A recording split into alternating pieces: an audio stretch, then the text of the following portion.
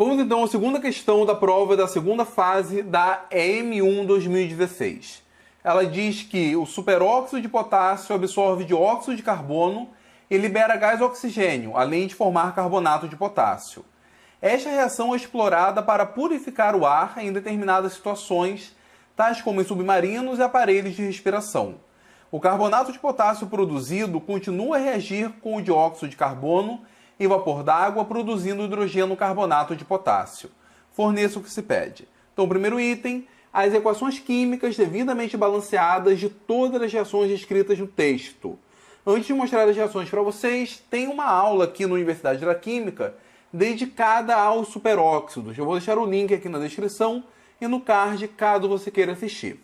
Mas vamos lá. A primeira reação envolve o superóxido de potássio, envolve o dióxido de carbono e libera gás oxigênio e carbonato de potássio. Então vamos colocar aqui KO2, superóxido de potássio, CO2, gás carbônico, formando O2 e carbonato de potássio. Precisamos utilizar alguns coeficientes estequiométricos. O primeiro, esse 2 aqui, para ajustar a quantidade de átomos de potássio. Nós temos 2 desse lado, precisamos de 2 aqui.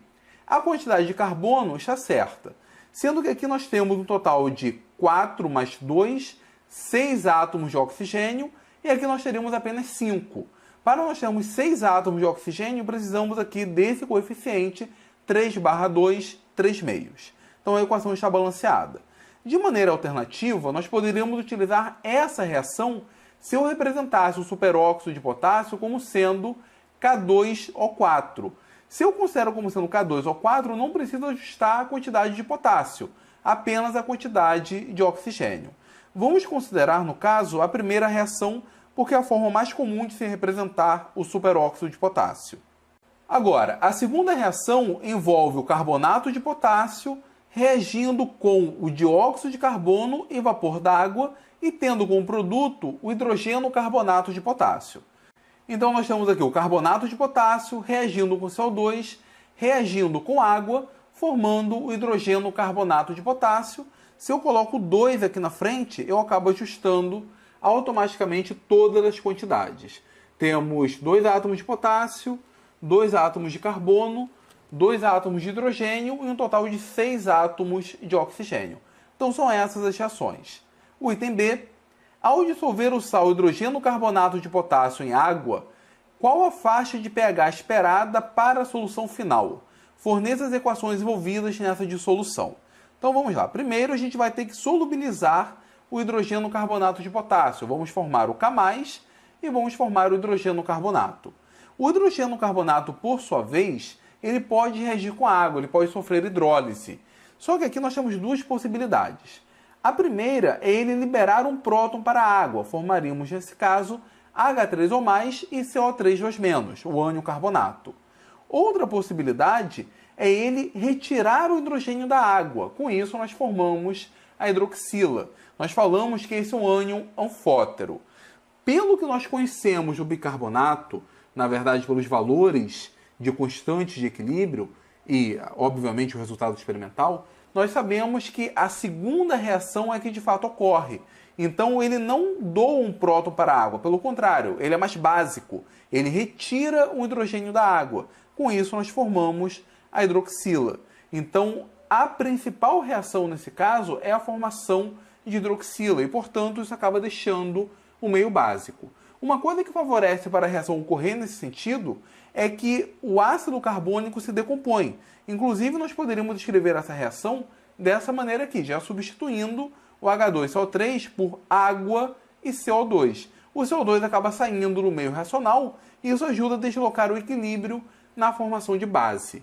Então, já que nós temos a formação de OH-, nós podemos dizer que o pH dessa solução é maior do que 7. Quanto acima de 7, bom, eu não sei de cabeça e acho que vocês também não precisam saber. Mas eu acredito que o pH fica em torno de 8, 9. Não é uma solução muito básica, não. É uma solução considerada fracamente básica. Porém, é uma solução básica. Fizemos o item A, o item B. Vamos agora para o item C. Qual a massa de superóxido de potássio necessária para absorver completamente todo o dióxido de carbono produzido após 3 horas admitindo as condições normais de temperatura e pressão, sendo a velocidade de produção do dióxido de carbono igual a 1,5 vezes 10 a menos 4 mol por minuto.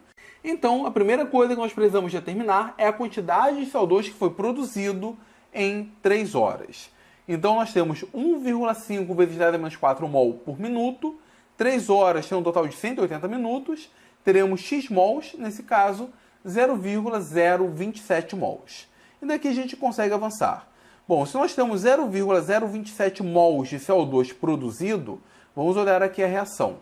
Temos essa estequiometria e nós temos aqui 0,027 mols de CO2.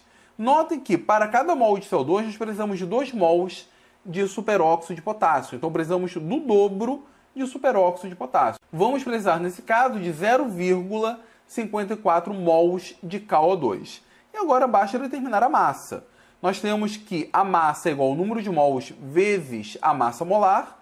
O número de mols é 0,054. A massa molar do KO2 é 71. Então, fazendo essa conta, a massa de KO2 necessária é 3,83 gramas. Com isso, então, nós finalizamos a questão de número 2. Se ficou alguma dúvida, deixe aqui nos comentários. E na próxima aula nós veremos a questão de número 3.